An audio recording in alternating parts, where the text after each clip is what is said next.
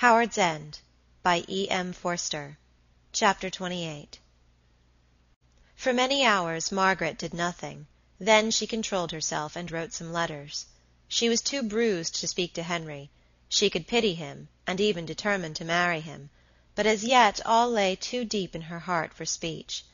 On the surface the sense of his degradation was too strong. She could not command voice or look, and the gentle words that she forced out through her pen seemed to proceed from some other person.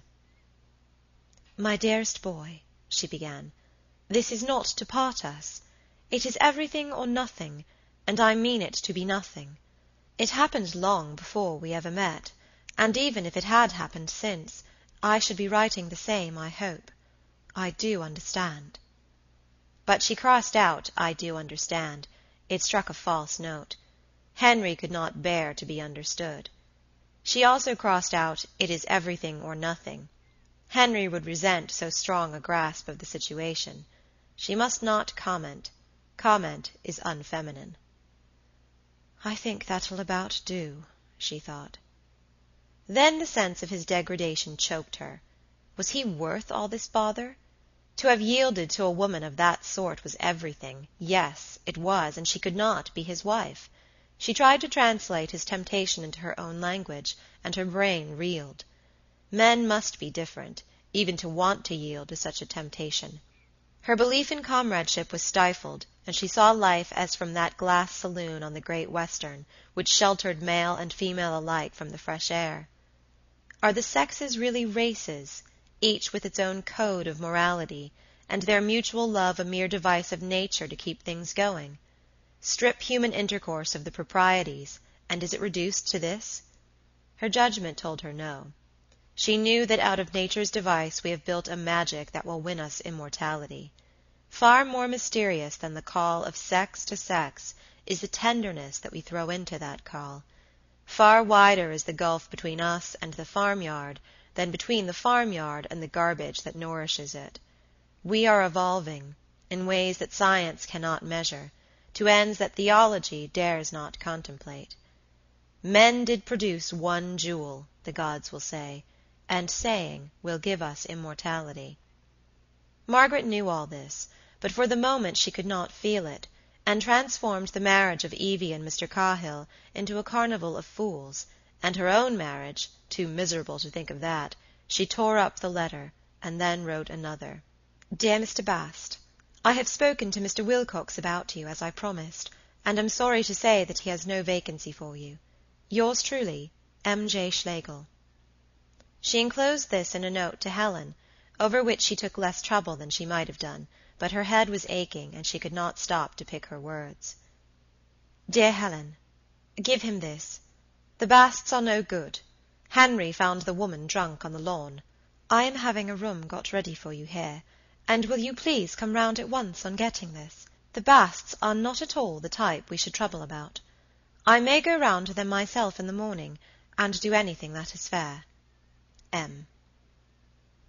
In writing this, Margaret felt that she was being practical. Something might be arranged for the Basts later on, but they must be silenced for the moment. She hoped to avoid a conversation between the woman and Helen. She rang the bell for a servant, but no one answered it.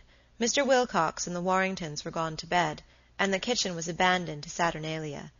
Consequently, she went over to the George herself. She did not enter the hotel, for discussion would have been perilous, and saying that the letter was important, she gave it to the waitress.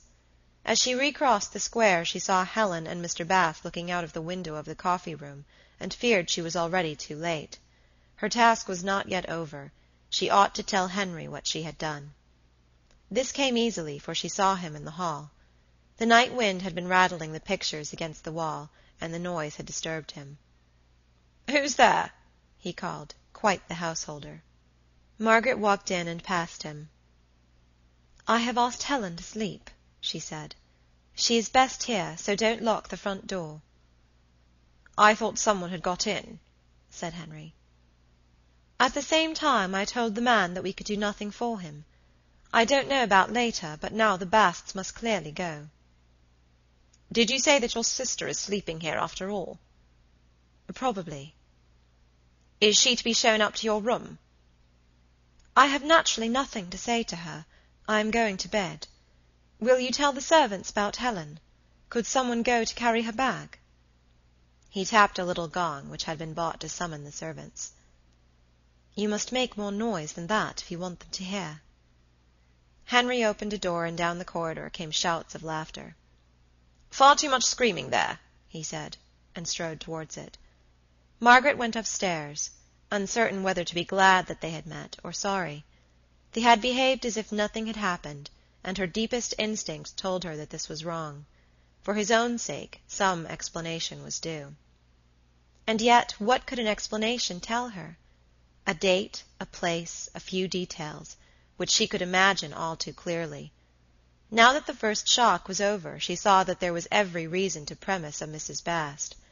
Henry's inner life had long laid open to her, his intellectual confusion, his obtuseness to personal influence, his strong but furtive passions. Should she refuse him because his outer life corresponded? Perhaps. Perhaps if the dishonor had been done to her, but it was done long before her day. She struggled against the feeling. She told herself that Mrs. Wilcox's wrong was her own. But she was not a bargain theorist. As she undressed, her anger, her regard for the dead, her desire for a scene, all grew weak.